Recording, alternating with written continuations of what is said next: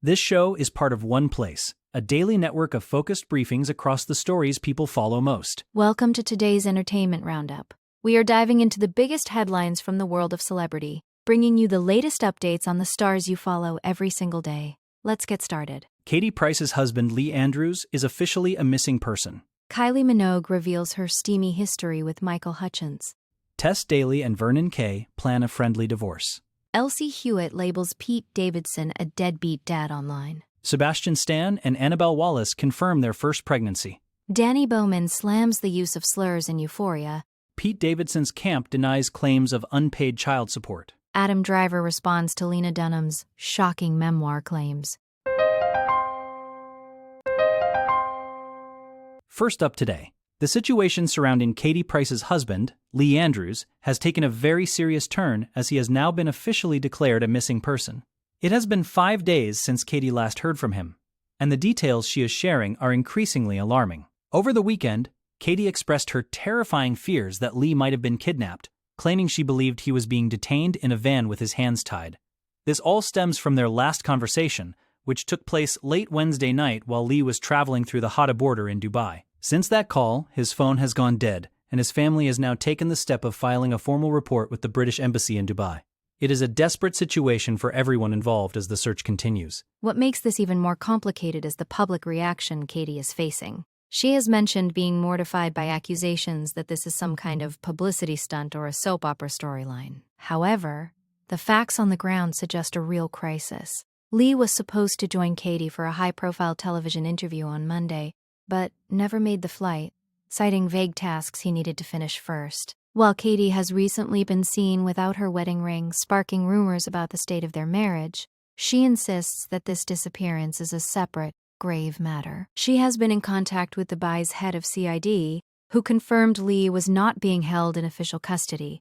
This leaves a massive void of information regarding his whereabouts, leaving his family and Katie in a state of constant worry.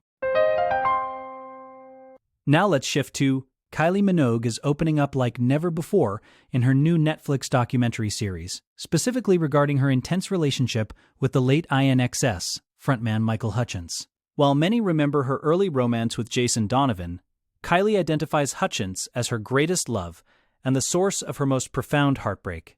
They began dating in 1989, a pairing that shocked the world because it brought together the squeaky clean pop princess and the ultimate rock and roll bad boy. Kylie describes their time together as a whirlwind of new experiences, covering everything from music and travel to more hedonistic pursuits. She admits that she has been searching for a similar connection ever since their split in 1991, suggesting that no other partner has quite matched the intensity she felt during those 3 years with the charismatic singer. The documentary reveals the deep emotional toll the relationship took on her, especially after Hutchence ended things. Kylie describes herself as being completely shattered by the breakup, noting that he was her first real experience with true heartbreak. Despite the pain, she speaks of him with incredible fondness, stating that she still feels his presence with her, even 3 decades after his passing. The relationship eventually buckled under the pressure of their demanding careers, as the long periods of separation while INXS was on tour made it nearly impossible to maintain their bond. It is a rare, vulnerable look at a superstar reflecting on a formative chapter of her life. Her honesty about still longing for that level of passion really highlights how much of an impact Hutchence had on her, far beyond the tabloid headlines of the era. Next up, in a world where celebrity breakups often turn into bitter legal battles, Tess Daly and Vernon Kay are reportedly aiming for the friendliest divorce in showbiz history. After 22 years of marriage, the BBC stars announced their split last week, but insiders say the process is remarkably amicable. They even shared a bottle of champagne to toast the end of their marriage when they released their joint statement. The focus now is on divvying up their estimated £6 million fortune and their various property interests without any public squabbling. Because both have maintained high-earning careers at the BBC, neither party is in a position where they need to fight over assets for financial security. This financial independence is a key factor in why they are able to keep things so civil as they move forward into their separate lives. At the center of their negotiations is their 5-bedroom home in Buckinghamshire, valued at around £3 million. Vernon, who earns a significant salary as a top Radio 2 presenter, and Tess, who recently left her long-running role on Strictly Come Dancing, have both been smart with their investments over the years. They have a mix of joint projects and solo business ventures, including Tess's successful swimwear brand. Sources indicate that they are prioritizing the well-being of their two daughters, Phoebe and Amber, which is driving their desire to keep the split as classy and straightforward as possible. It is a refreshing change of pace to see a high-profile couple handle such a difficult transition. With this much mutual respect, they seem determined to walk away without taking a financial or emotional hit, setting a new standard for celebrity separations. Moving on to Pete Davidson is facing some very public and very messy allegations from his former partner, Elsie Hewitt. The model has taken to social media to imply that the comedian is not stepping up as a father to their 5-month-old daughter, Scotty Rose. In a series of posts, Elsie suggested that she is essentially raising the child on her own and is under significant pressure to work and provide for the infant without help. This has led to a wave of criticism directed at Pete, with fans and gossip columnists alike questioning his commitment to his new family. The drama unfolded quickly after Elsie posted a TikTok shrugging off recent paparazzi photos, claiming her only focus is the hard work of solo parenting. It is a damaging narrative for Pete, who has often spoken about his desire to be a father in past interviews. The situation escalated when Elsie responded to comments on her posts, further fueling the idea that Pete has left her high and dry financially. She even shared that she was actively looking for a nanny or a mother's helper, which many interpreted as a sign that she has no support system in place. This kind of public call-out is always a lightning rod for controversy, especially given Pete's high profile and his history of high-speed relationships. While the initial claims painted a picture of a deadbeat dad, the speed at which these allegations spread shows just how much interest there is in Pete's personal life.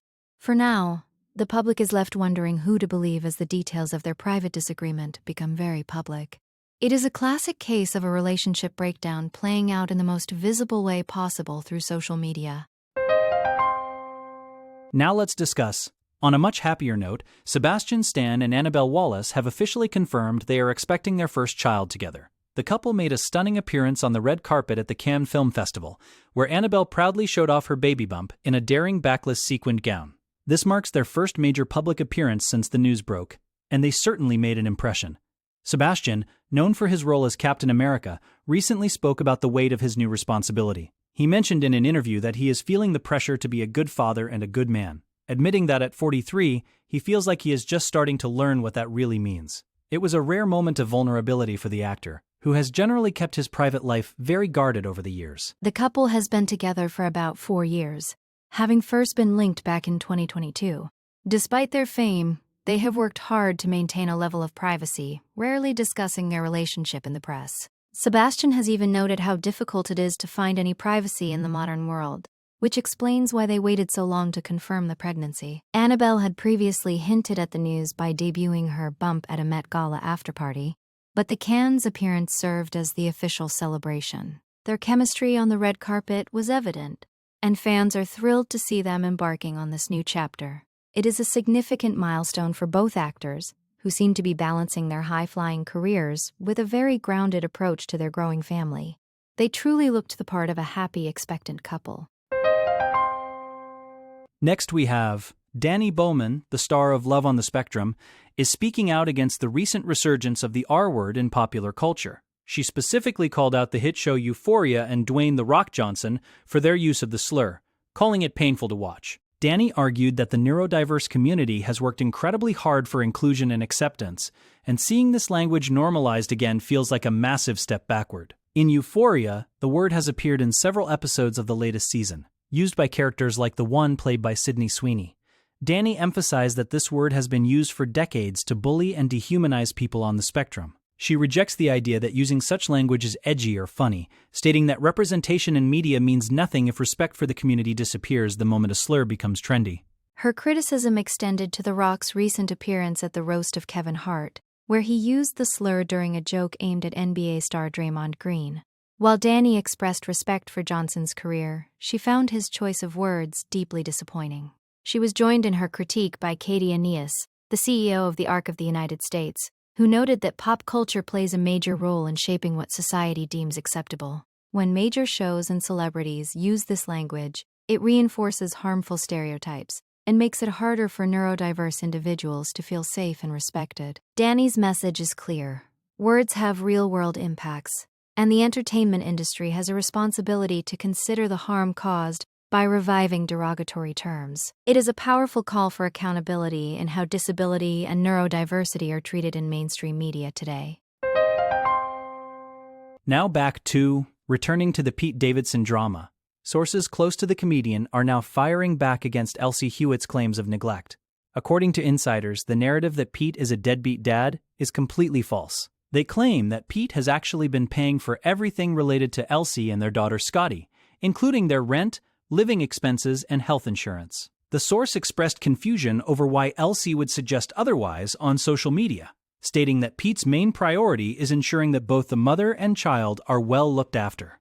They admit there has been a breakdown in the relationship and some personal disagreements, but they insist that Pete is fully committed to his role as a father.